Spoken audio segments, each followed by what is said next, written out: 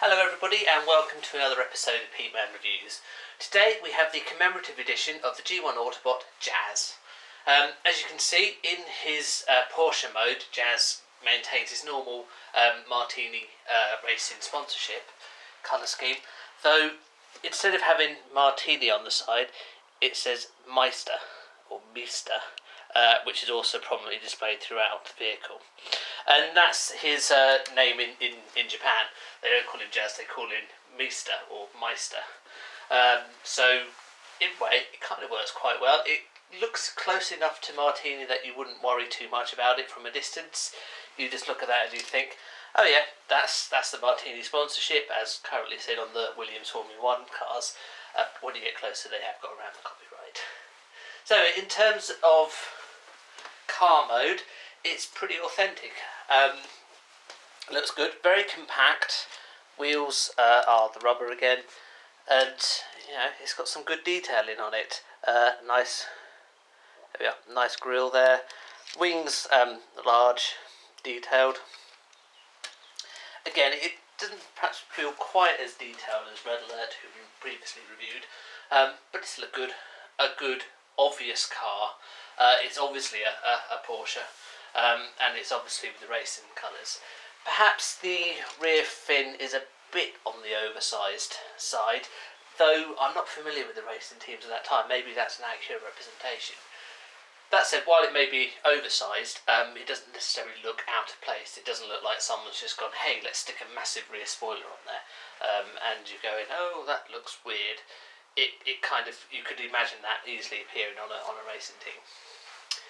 So, in terms of other changes for the commemorative edition, the main one are around the weapons, particularly this launcher here. Jazz has always had a rocket launcher, not seen that often. Might have seen in the original comics much, but not seen too much. But it was much shorter, and it was silver. This one is oversized to comply with the new health and safety things, and the firing mechanism does absolutely nothing, so it just holds it in place. That said, despite being oversized, it doesn't look stupidly absurd. One could wonder perhaps what this part is, the purpose of this is, but otherwise it does pull out, and the rocket, again, while it is big, it's not stupidly moulded. As you can see, it's got just a little tab in there, so it will hold the rocket in place, even if it won't fire it. Other than that, it's pretty much the same as say. The colour scheme is subtle differences, but again, it does reflect the Japanese variant rather than perhaps the American and US releases. So in terms of transforming Jazz, it's relatively straightforward. You do need to be a little bit careful with some elements of this, as they are a little bit delicate. But overall, it's not too bad. So, to begin with, pull the rear back, flip it up like that, move the legs apart, just ever so slightly. So what you have is that, and then these silver bits here do just flip up. It kind of covers the decals that you've put on here. But the reason for that is that it provides some stability to the vehicle, because otherwise he's resting on his wheels, and of course will fall over. So this ensures that he's not resting on the wheels and can stand up. The arms are the delicate part, so you just need to gently flip these up, and then flip that down. You see there's little holes there where his arms go in. These do then rotate up.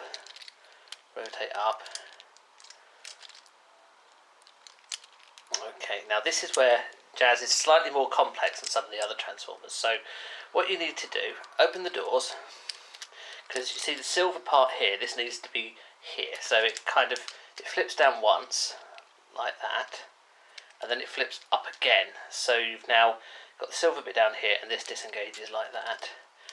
Hold on to the bonnet, or the roof of the car, and then you flip down the head.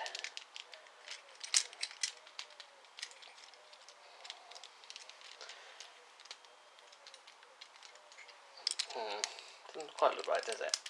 What have I done wrong here?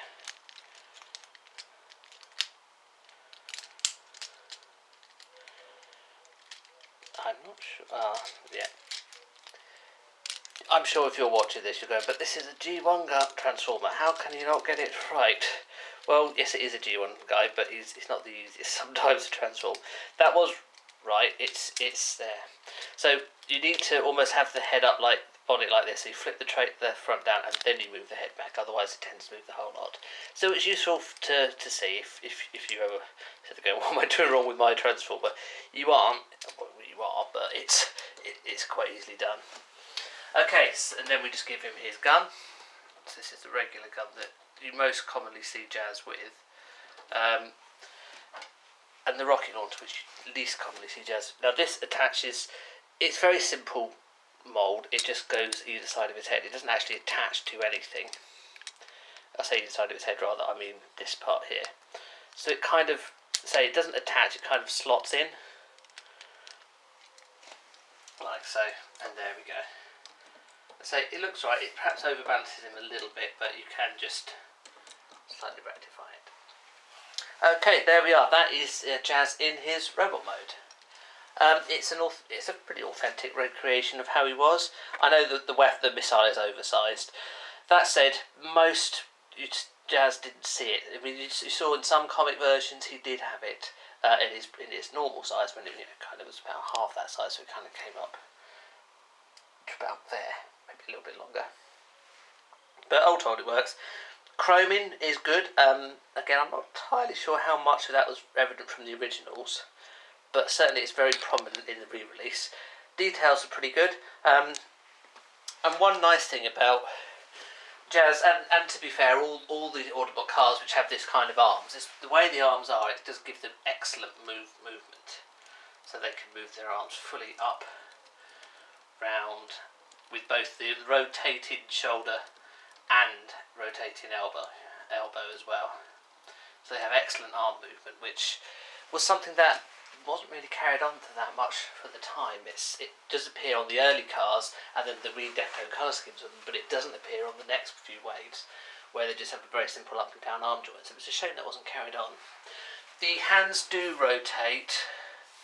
Not really sure why you'd want them to, but they do. Other than that, there isn't any other articulation. The head doesn't move, the legs don't move. I mean, it's fairly standard throughout all the original releases, and that the legs just stand. They don't actually do anything. In terms of size, well, we compare him with the Combiner Wars Warpath, and that's a pretty decent scale. Warpath was always a bit shorter. So that's a pretty good scale. And then we compare him against Astro Train. So again, this is the G1 release. The only difference with Astro Train for the G1 commemorative edition release is the colour scheme. Astro Train's always had some problems with the legs, but hey, never mind, and the oversized weapon.